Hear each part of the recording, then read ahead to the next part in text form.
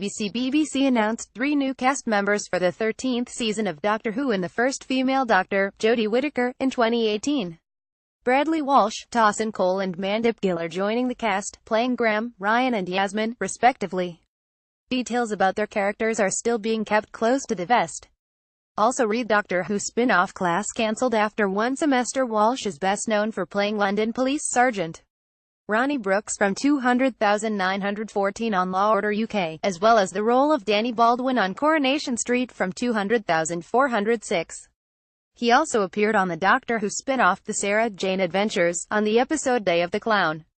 Cole appeared in Star Wars The Force Awakens as Lieutenant Bastian, a Resistance pilot tasked with protecting Poe Dameron. He also appeared in 2011 on the British soap opera Hollyoaks, which Gill appeared on from 201,215. The new Doctor is going to need new friends. We're thrilled to welcome Mandip, Dawson and Bradley to the Doctor Who family, said Chris Chibnall, who will be taking over as Doctor Who showrunner next year. They're 3 of Britain's brightest talents and we can't wait to see them dive into brand new adventures with Jodie's Doctor. Alongside them, we're delighted that Sharon D. Clarke is also joining the show. Also read Deborah Watling, first Doctor Who companion, dies at 69. I remember watching William Hartnell as the first Doctor, said Walsh. Black and white made it very scary for a youngster like myself. I was petrified, but even though I'd watch most of it from behind the sofa through my fingers, I became a fan. I then queued up for ages to get into the Carlton Picture House in Watford to watch the great Peter Cushing appear as the Doctor in a full-length feature film made in glorious colour.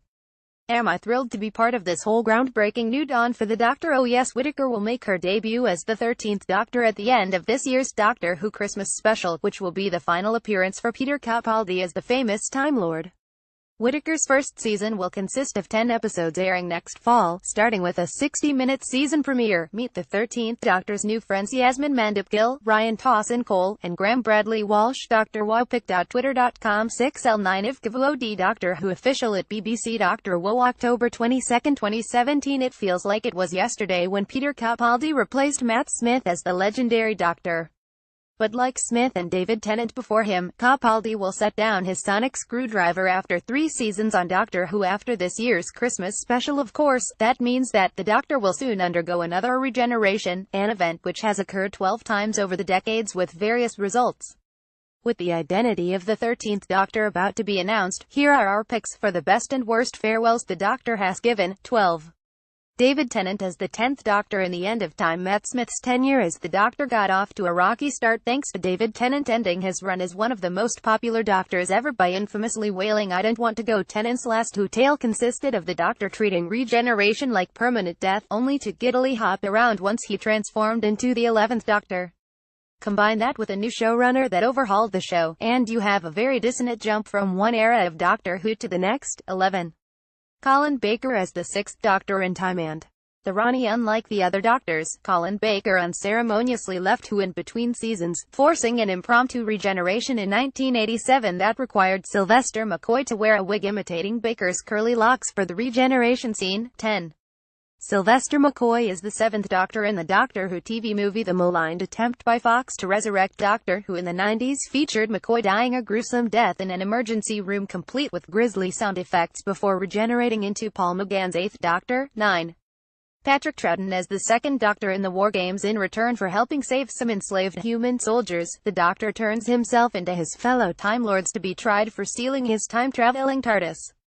As punishment, the Doctor is forced to regenerate in a rather silly sequence where he blubbers about the possible new bodies he might be forced to inhabit.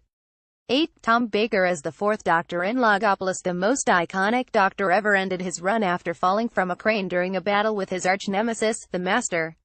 Though the effects showing the Doctor's transformation into his boyish 5th incarnation look weird by today's standards, this episode did give Baker some beautiful last words. It is the end, but the moment has been prepared for. 7. William Hartnell as the 1st Doctor in the 10th Planet. This regeneration may be a simple white flash that switches the face of Hartnell with that of Patrick Troughton, but make no mistake, this is an important moment in Doctor Who history, as it establishes the concept of regeneration that allowed Doctor Who to last for 50-plus years. 6. John Hurt is the War Doctor in The Day of the Doctor. The late, great John Hurt left a short but unforgettable mark on Doctor Who history in the series' 50th anniversary special, playing a Doctor who did such unspeakable things that later incarnations considered him unworthy of his name. But Hurt's Doctor found redemption before peacefully letting go of his form, but not before joking about his next incarnation's massive ears. 5. John Pertwee is the third Doctor in Planet of the Spiders. Pertwee's Doctor was known for offering compassion and sage advice to his companions. That generous spirit carried through to the end, as he used his final words to console a tearful Sarah Jane Smith. 4. Paul McGann is the 8th Doctor in The Night of the Doctor. After Fox declined to revive Doctor Who when McGann's TV movie flopped in the US, the 8th Doctor's adventures were mostly confined to radio serials. But in 2013, McGann returned for a mini-episode prologue to the 50th anniversary special, and his performance and regeneration were so excellent that Whovians called for BBC to put McGann in a spin-off. 3. Christopher Eccleston as the 9th Doctor in The Parting of the Ways. After a new generation of viewers embraced the show's return in 2005, Christopher Eccleston had to teach them to accept a new Time Lord. Eccleston nailed it, explaining regeneration simply while bringing an end to the 9th Doctor's journey of self-forgiveness. 2. Peter Davison as the 5th Doctor in The Caves of Androzani. For many hardcore Whovians, 1984's The Caves of Androzani is the greatest Who episode ever made. After the Doctor's curiosity lands him on a planet full of backstabbers and scoundrels, he barely manages to escape with his companion, Perry. Both are poisoned, but he gives the antidote to Perry, leading to a dramatic regeneration where the 5th Doctor sees visions of all his friends, and a taunting Master. 1. Matt Smith as the 11th Doctor in The Time of the Doctor. We had a hard time deciding whether to put this or Androzani in the top spot, but Smith's farewell speech was the clincher. With Murray Gold's beautiful score in the background, the 11th Doctor connects regeneration to the human experience while saying goodbye to both Clara and the fans, all before Amy Pond returns to give her Raggedy Man one last goodbye. It feels like it was yesterday when Peter Capaldi replaced Matt Smith as the legendary Doctor. But like Smith and David Tennant before him, Capaldi will set down his sonic screwdriver after 3 seasons on Doctor Who after this year's Christmas special. Of course, that means that the Doctor will soon undergo another regeneration, an event which has occurred 12 times over the decades with various results.